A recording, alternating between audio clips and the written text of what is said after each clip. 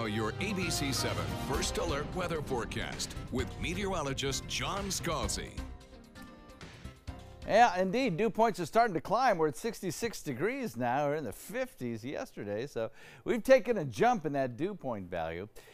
Dew points will tend, when they rise like that, they tend to keep the nighttime temperatures a little bit warmer, and they also allow for a slower warm up during the day and a slower cool down as we head into the evening. So we're at 79 degrees right now. We'll probably make it up to about 84 for a daytime high, something like that. A lot of sunshine out there right now.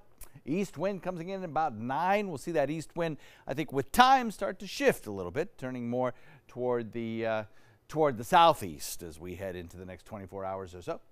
83 we'll go with at about 3 p.m. Plenty of sunshine around. Then as we head into the evening time frame, as I mentioned, we'll start to taper our temperatures off, obviously, as the sun begins to set, but a little more slowly, I think, as the moisture tends to hang on to the heat a little bit longer. Across the eastern seaboard, smooth sailing. Yesterday, we had all the rain showers all up and down the East Coast from New York City, really from the Delmarva all the way up into down East Maine. Not so today. That low pressure area has pulled away and across the entire United States. It's hard to find much in the way of inclement weather currently, certainly not in the state of Florida. Everything's very quiet here with still a big ridge of high pressure sitting over us and bringing us some very quiet, tranquil conditions for at least a couple more days. Now, you will notice for the next several days a slow but steady increase in moisture, and that will lead to a little bit more of a humid feeling to the afternoon air, I think.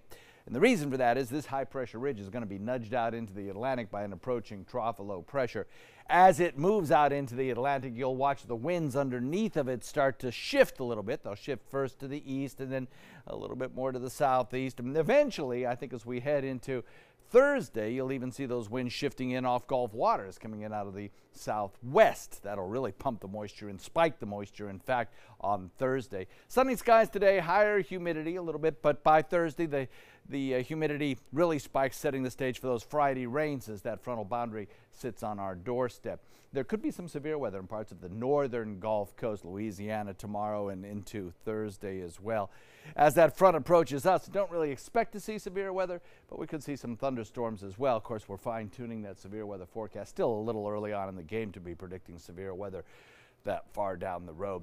We watch for the winds out of the east or northeast to start switching around to a more southeasterly direction tomorrow, and then eventually, as I mentioned, onshore as we head into Thursday night and Friday.